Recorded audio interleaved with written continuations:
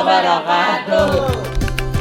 You're on the phone with your girlfriend, she's upset. She's going off about something that you said, but she doesn't get your humor like I do.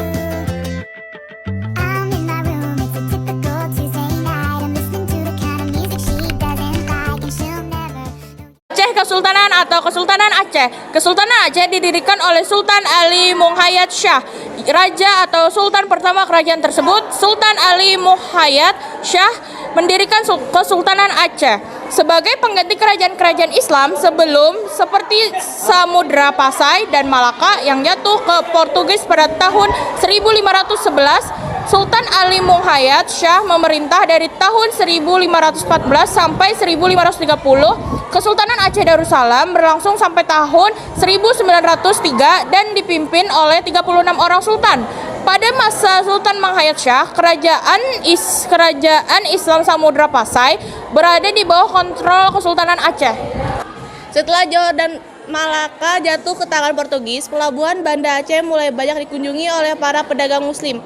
Selain itu, banyak juga para pedagang asing yang lain ikut meramaikan pelabuhan Banda Aceh. Oleh karena itu, Portugis menyerang Kesultanan Aceh pada tahun 1521. Akan tetapi, Sultan Ali Muhayyad Shah dapat menangkal serangan tersebut dan mengusir Portugis dari Kesultanan Aceh.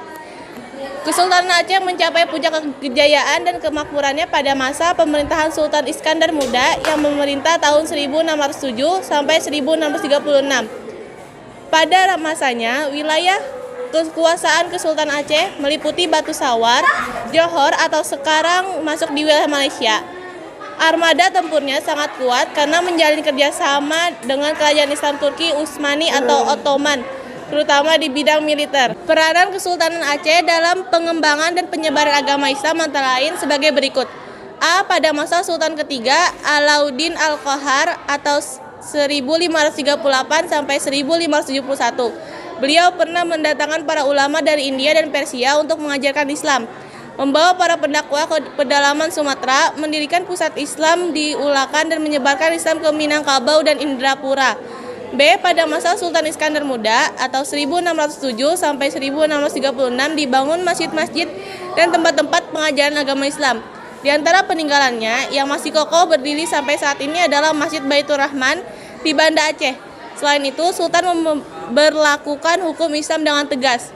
C. Pada masa kerajaan dipimpin oleh Sapiatuddin Tajul Alam atau 1641 sampai 1675.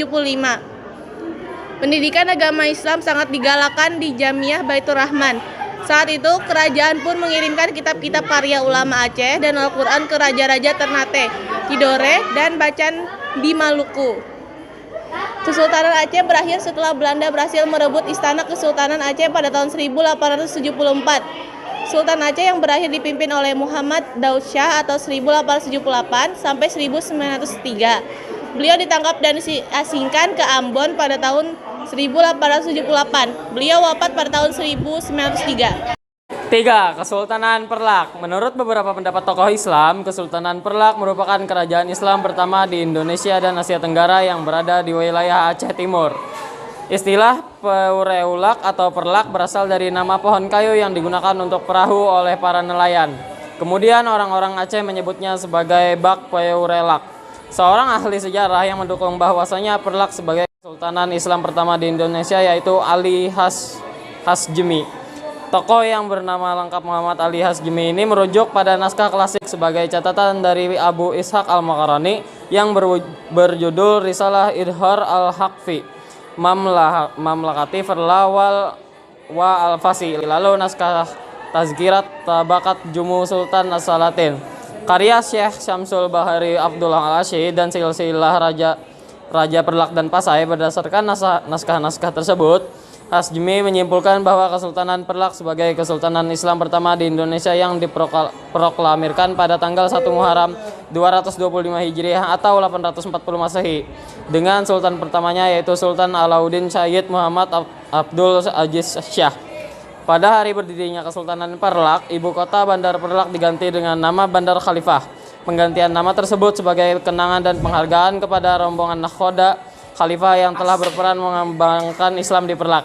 Raja Abdul Aziz Syah diperkirakan memimpin pada tahun 225 sampai 249 Hijriah atau pada 840 hingga 964 Masehi. Kemudian kepemimpinan dilanjutkan oleh Sultan Alauddin Sayyid Maulana Abdurrahim Syah.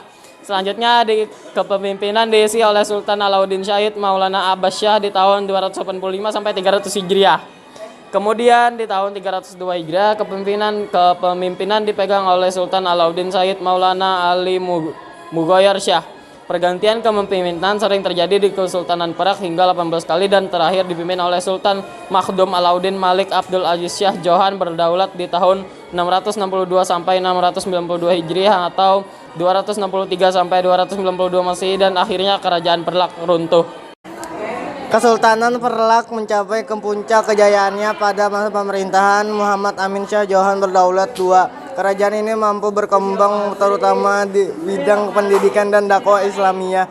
Pada masa pemerintahan ini juga Sultan Perlak menikahkan dua putrinya dengan pangeran dari Kerajaan Samudra Pasai, yakni Putri Ganggang Sari dan Putri Ratna Kumala sehingga dapat mendorong kesejahteraan kesultanan. Selain itu, Kesultanan Perlak menjadi sangat terkenal di kalangan para pedagang Arab dan non-Arab, terutama Bandar Khalifah. Menurut Ali Hasbi, dalam bukunya Sejarah Masuk dan Berkembang Islam di Indonesia, Bandar Khalifah telah menjadi pelabuhan penting dan tempat persinggahan para perdagangan dalam perjalanan ke Tiongkok atau kembali ke Asia Barat. Terdapat berbagai peninggalan Sultan Perlak mulai dari mata uang, stempel, hingga makam raja. Mata uang kesultanan ini terdiri dari 3 jenis yakni emas, dirham, perak kupang, dan tembaga atau kuningan. Mata uang itu menjadi yang tertua di Indonesia. Uniknya pada salah satu sisinya terdapat tulisan A'la dan sisi lainnya tertulis Sultan yang tertuju pada Perdana Menteri masa Sultan Makhdum Alauddin Ahmad Syah Don berdaulat. Kemudian peninggalan stempel kerajaan ini menggunakan bahasa Arab yang berbentuk Al-Wasiq Billah Kerajaan Negeri Bandara Sanah 512 yang merupakan bagian dari Kerajaan Perlak. Peninggalan raja terakhir adalah makam Raja Benoa. Benoa adalah negara bagian dari Kerajaan Perlak yang terletak di tepi sungai Terunggulan. Pada makam tersebut nisan ditulis dengan bahasa Arab dan dibuat sekitar abad ke-4.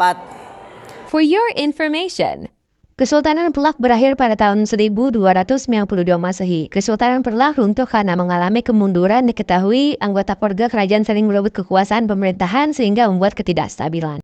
Para pedagang yang melihat hal itu akhirnya memutuskan untuk pergi ke tempat lain yakni Pasai. Akhirnya kerajaan runtuh dan berganti menjadi Kerajaan Samudra Pasai.